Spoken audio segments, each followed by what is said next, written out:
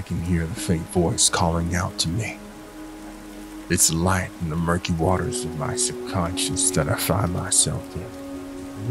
Along with that voice, I hear counting, echoing within the darkness.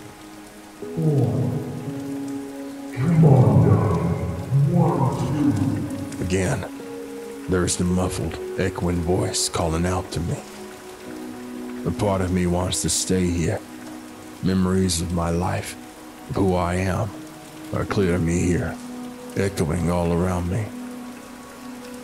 There's one of me now as a kid, angry, misunderstood, always getting into fights. No dad and mom to teach me any better. Kid, what the hell are you doing? Get up!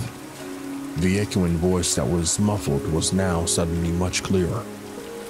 I instantly recognized it. Coach Terry, my boxing coach. No, more than that, much more. At this point, he was a father to me. He saw me out in the streets, starting fights with kids much bigger than me. And he introduced me to a punching bag. Something to channel my rage, my insecurities, and my misery into. I'm now transported to the first time he approached me. Hey, what's your name, kid? He reaches his hand for mine, and I hesitantly take it. I can see my younger self looking upon Coach Terry's hands as I felt the calluses and how rough they were. Almost like sandpaper. I noticed his broad shoulders, muscular arms, and strong grip. He must have been in his mid-50s, and yet he was still in great shape. Though, telling from all the marks on his face, the bruises on his knuckles, you could tell he'd been in a few fights himself. Maybe that's what drew him and I to each other. Don, you got any folks around? Nah, can't say that I do. That would probably explain why I always see you out here, causing trouble. My name is Terry. Everyone around here calls me Coach Terry. I own that boxing gym over there, right around the corner. Say, Don, what are you doing right now? You busy, kid? What do you want from me, old man? You know what a 1-2 is? No, I don't. What is it? Well, depends who you ask. To some, those 2 words are just it. 2 words. But to others like myself, those 2 words can transform your life. So, what do you say, kid? Do you want to transform your life? Sure, old man. Beats what I got going on right now. He takes me into his gym that day. There must have been about 30 other students, just shadowboxing or punching on punching bags. There were even a couple sparring in a ring. Coach guides me to a punching bag and takes a stance in front of it. Coach hits the punching bag so fast and hard, with the cleanest stance and smoothest movements I'd ever seen. He knocks it into me and I almost fall over. He then laughs at me.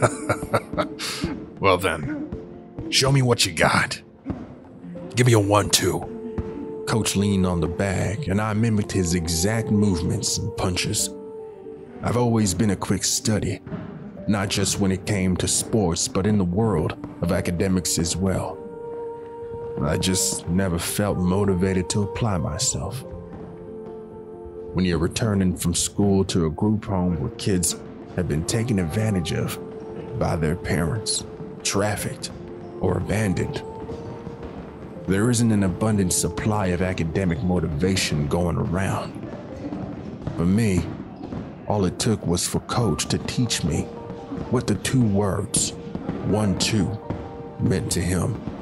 Okay. You got a little something in you, kid. Might not be a lost cause after all. But is that all you got? I barely felt the bag move. 1, 2. Again. 1, 2.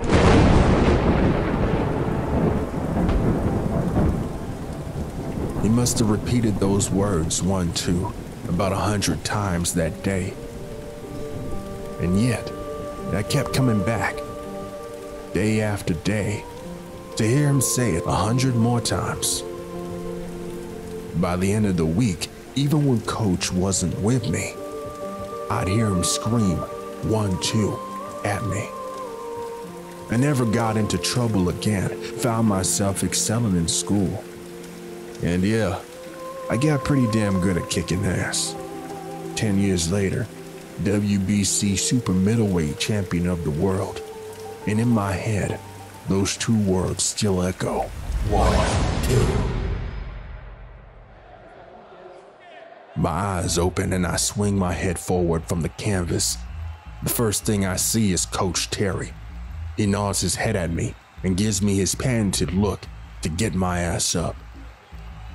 The next thing I see is my opponent, 6'4", 180 pounds of pure muscle, Victor Hernandez, the current holder of the light heavyweight belt. He's smiling at me from his corner, telling me not to get up, to stay my ass down, trying to intimidate me. But I've been through far scarier things in my life than a boxing match. As dangerous as it is, it could never compare to what I've been through. Lastly, I hear and see the ref putting up the number 8 in my face and counting as he looks closely at me, looking to see if he should stop the fight. I take a deep breath in and stand up. For a second, I almost forgot what he'd hit me with, but when I feel a pulsing pain on the side of my abdomen that almost makes me want to vomit, I remember exactly what he got me with. A perfectly timed liver shot. My whole body had shut down, but the words of Coach, 1, 2, were slowly bringing me back to life. He timed my right hook perfectly and ducked under it. He's naturally a headhunter. In fact, that's even his fighter name, Victor, the Headhunter Hernandez. So when he went for that body shot, I wasn't expecting it. Immediately, it knocked the wind right out of me and probably broke a rib or 2. Though, the pain radiating from my liver and now throughout my body overshadowed the broken ribs I might have suffered. However, in boxing, one of the biggest mistakes a fighter can make is to show where you're hurt, so I did my best to hide it. Victor looks at me from his corner, licking his lips. He knew I was hurt and exactly where I was hurt. Fighter, come to me! The ref says. Suddenly, time is no longer slowed. I can hear the crowd cheering as I walk towards the ref. He grabs my gloves and pulls them forward. Look at me! Examining me closely as he looks into my eyes. Do you want to continue? Yeah, I'm good, I say. Though in truth, my legs were not yet under me. I definitely had a broken rib, and I was trying to catch my breath. The ref backs away and gives the signal for Victor and I to resume. All right, box! I stand there, stationary. I can hear my coach in the back yelling at me. Keep your guard up, Don.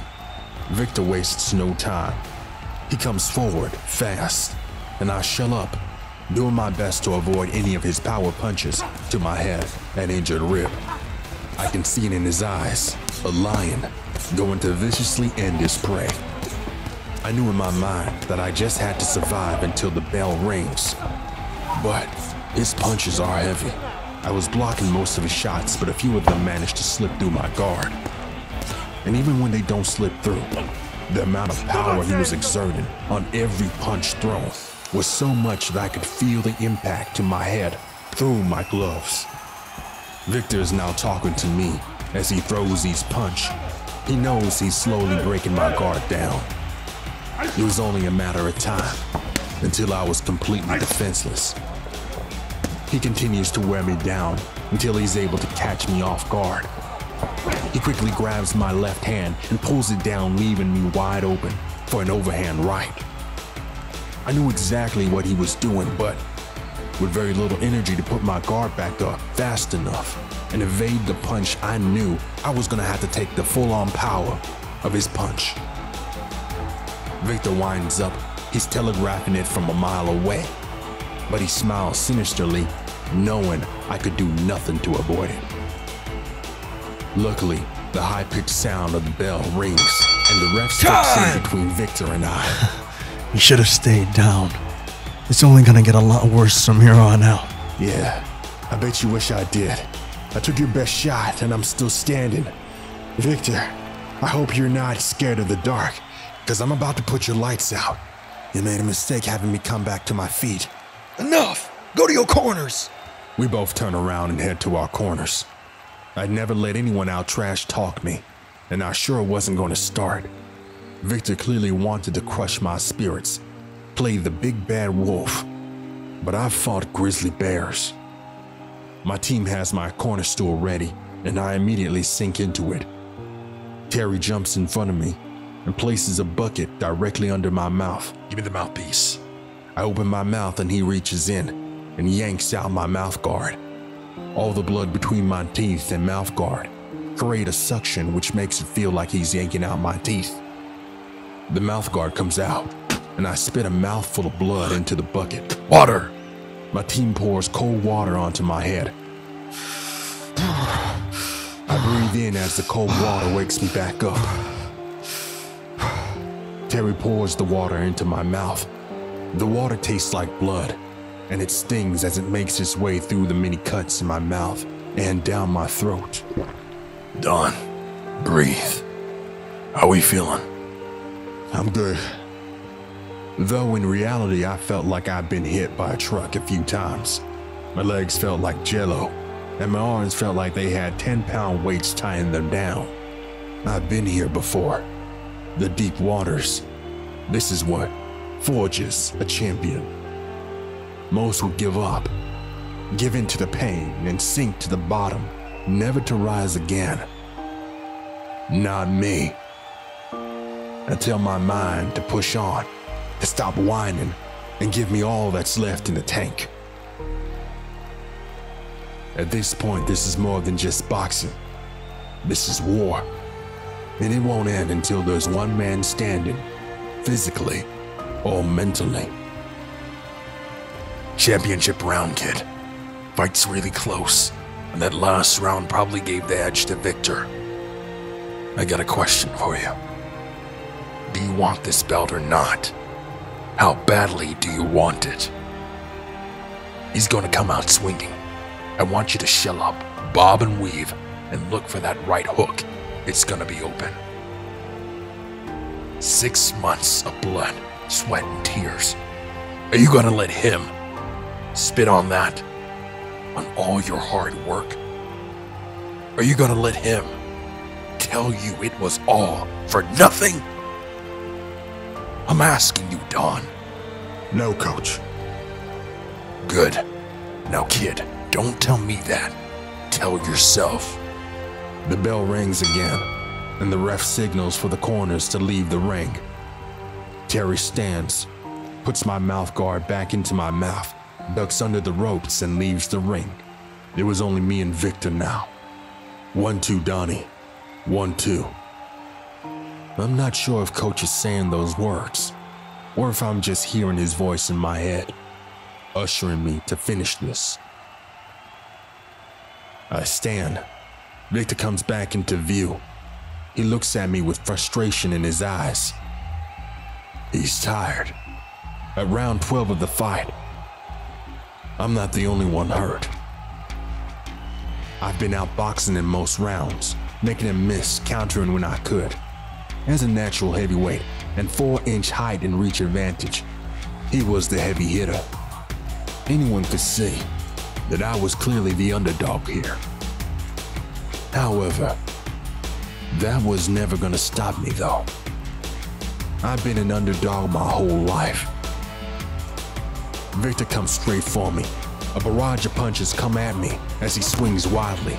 Hooks, uppercuts, straight lefts, and rights, mostly copper my gloves. A few make it through, but I keep my guard tight. That's when I see it. His left hand is slightly lowered at the end of his barrage of combos, though it quickly goes back up. It was the 12th round, and like mine, his arms were probably burning from all the punches he was throwing. It was clear that he wanted a knockout, but he wasn't gonna get one. I would need to be fast. I clinch and turning his back to the ropes, taking the center of the ring. I break away from the clinch and throw a 1-2. It's fast. The first punch makes it through his guard. The second is blocked, but it does its job. He immediately returns with a jab of his own. I slip it and immediately go for another 1-2, which finds their home on his bruised face. Now, that does it. He's absolutely pissed. I can see it in his eyes. And me smiling at him probably made him even angrier. He steps into striking distance and launches another one of his 4-punch combos. I go into a defensive stance, Billy Shell. One of his punches hits my shoulder, but the sweat causes it to slide off. Another punch is aimed for my face, and I'm able to deflect it with the palm of my hand. He tries a simple jab and I drop down, bobbing and weaving, and evading his jabs by mere centimeters. Finally, he gets extremely frustrated and throws a wild hook. Exactly what I was waiting for. I easily move my head back, causing him to miss. As I watch the punch fly by, I notice his left hand dropped ever so slightly, and I instantly switch to offense. Twisting my hips and putting every ounce of power I had left into my right hook. He senses what I'm doing and tries to put his guard back up, but it's too late. My right hook gets through, cracking him and knocking the sweat off his head and the stream of blood under his nose onto the canvas. I wasn't done though. It was now time for me to show off my combos. I go to the body, right hook, left hook. He grunts in pain. His corner yells for him to clinch me, but I don't give him the chance. I throw the hardest 1-2 combination I can and catch him flush in the face, with both instantly stunning him. His hands go down, and I go for the finishing blow, an uppercut to the chin. That puts him out, face flat, onto the canvas. Now, there's just silence as I take in the look of Victor, unconscious, and the ref waving his hands, signaling the end of the fight.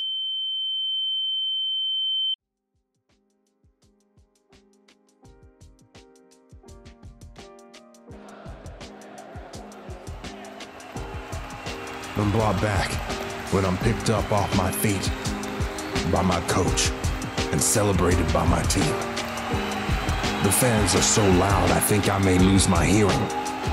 It sends a wave of adrenaline through my body as I throw my hands up in the air and scream out in victory for everyone to see. Saying to the world, look at me now. I've come a long way. I throw my hands in the air, but not just me, but for the kids watching.